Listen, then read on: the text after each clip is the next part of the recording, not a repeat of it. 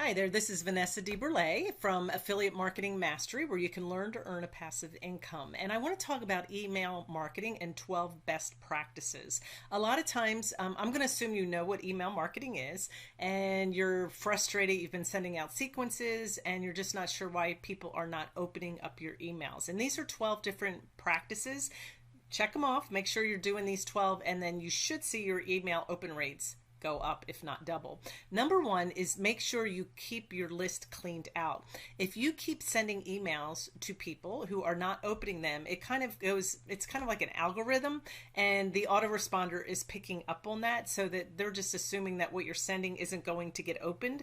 So you're kind of hurting yourself by continuously sending to people that aren't interested in what you have. And not everybody wants the information you have. That's just a fact of life. And by keeping them on your list, another problem is you're paying for those emails that are going out. After you start getting into the thousands and your numbers keep getting bigger, your fee for the autoresponder goes up according to how much you use it. And if you're sending out thousands of emails that nobody's opening, then it's really just a waste of money as well. So you really want to have them removed completely and clean it up. Now, one way you can do that in ActiveCampaign is ActiveCampaign actually will track the emails that don't open up, and it will actually remove them if you ask it to. So that's another feature of ActiveCampaign, that it will automatically do it. Some autoresponders require you to go in and take them out by hand, and it's much more cumbersome and time consuming. So that is a nice feature in the tracking part of ActiveCampaign. Now let's look at number two. You want to make sure you don't over deliver. And what I mean by that is some people in email marketing say, oh, you should get yourself in front of everybody every single day and keep on emailing every single day. If you do that, think of yourself. There's been people, I'm sure, that have emailed you every single day. You really get tired of seeing their name pop up. I had one person that was emailing me, and I actually enjoyed their content. I was opening it, but then it was every single day. So it wasn't a treat anymore. It was like, oh, another email. So if you just send 2 to 3 times a week, and be a little bit inconsistent, then people will go, oh, there's an email. I was looking for one. I really enjoy their content. I pretty much have mine set up to where every 10 days I send roughly 4. So it is probably 2 to 3 a week. It comes out that way, 5 every 2 weeks. So, but I'm not consistent in how many days I skip. I kind of mix it up a little bit, but just stay in front of them, but don't be in front of them so much that they start ignoring you and they feel like you're annoying.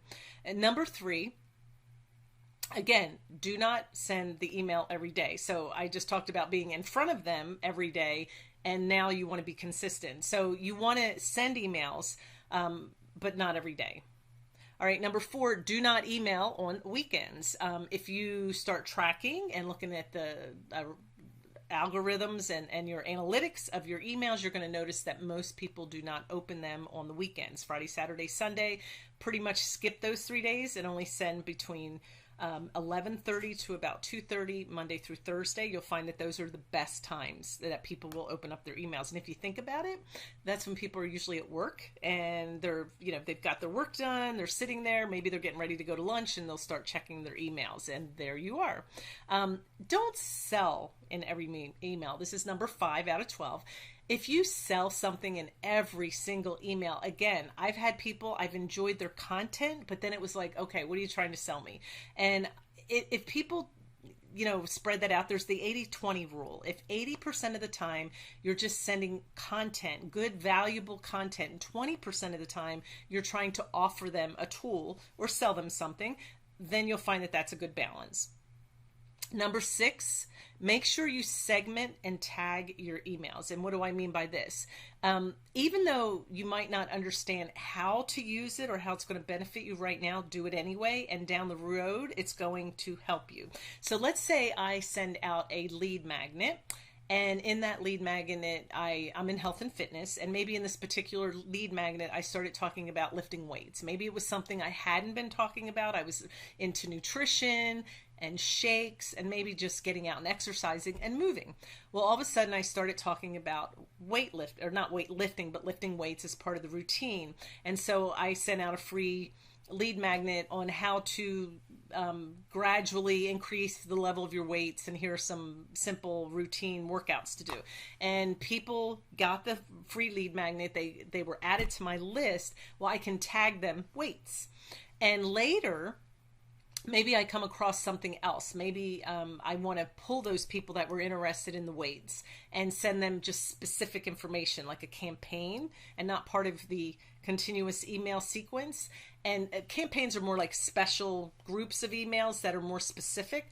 And I can pull them really fast. These are all the people that liked to talk about weights. And here's a new workout program that I actually found that I could offer to them and sell to them as an affiliate program.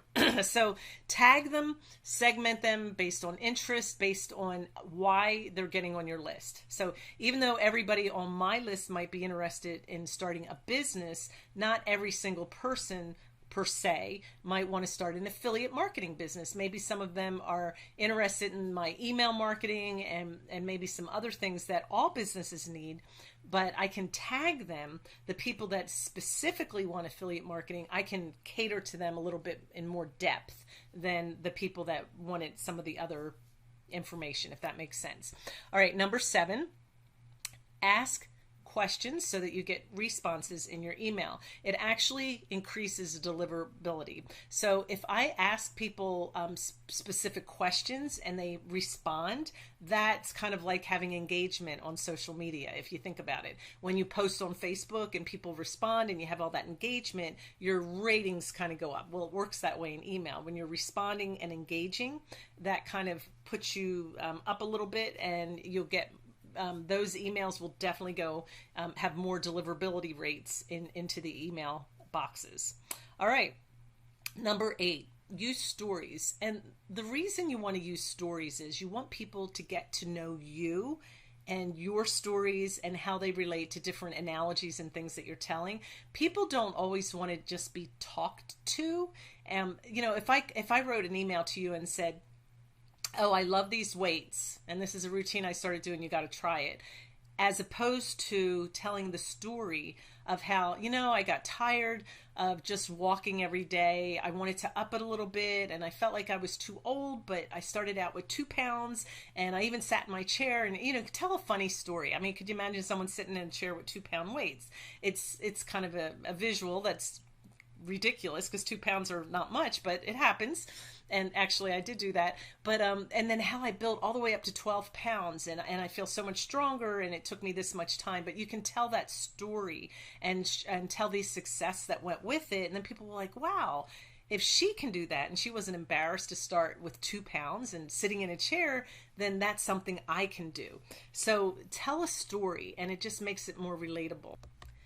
Number 9, you will hope that one day you will have this problem, but warm up the IP. And what does that mean? If you have a list of emails like 100,000, you cannot send all 100,000 emails at once. It'll look like spam, and autoresponders do not like that. So one of the things you can do is send out your emails in 5,000 increments. So you might send them out every so many minutes or every so much time in between, and just kind of warm it up. And then that way it doesn't look like spam. Now, I know some people, when they start getting those huge numbers, they will actually go out and use 2 different autoresponders just in case one shuts down. They always have the other one that'll keep working, because the bread and butter of your business is your email list. I just got an email from somebody, an influencer. I'm on their email list, and they just mentioned how they just lost their account on Facebook. It was shut down. 25,000 people were following them on there, and it just got shut down out of the blue.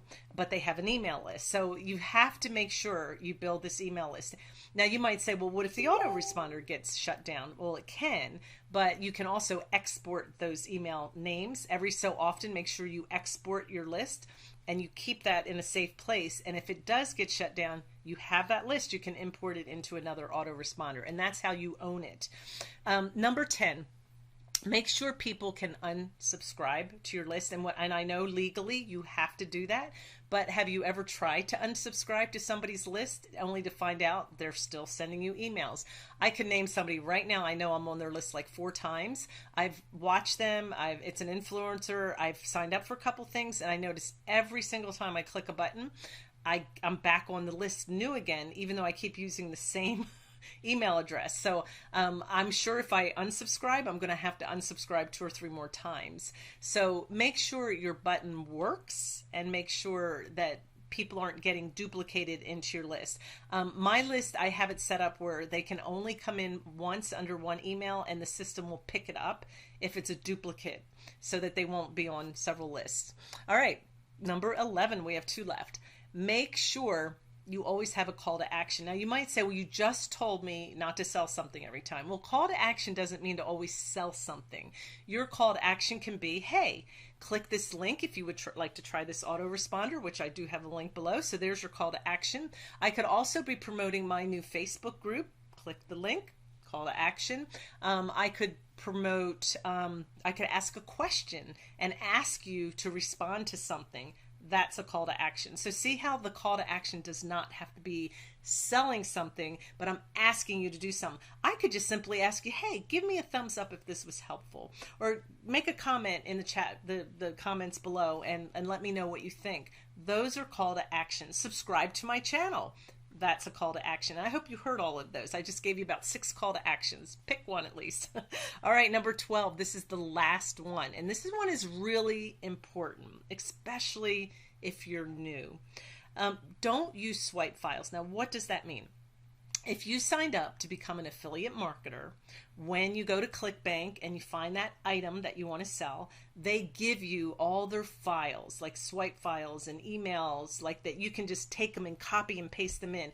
And it sounds enticing and it sounds wonderful when you're new because you're like, I don't know what to do. But if you use exactly what they give you, it's called a swipe file, then so is everybody else. And it's going to be picked up as spam because a lot of people are using that same one.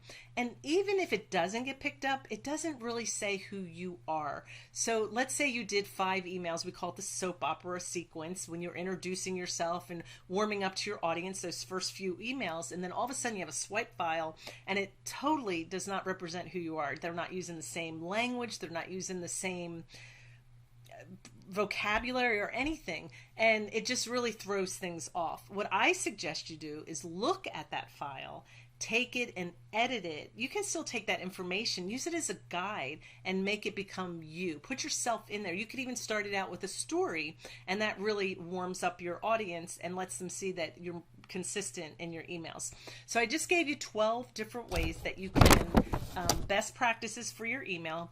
Hopefully one of those will be something you weren't doing, and you can start using that best practice and get those emails to get open.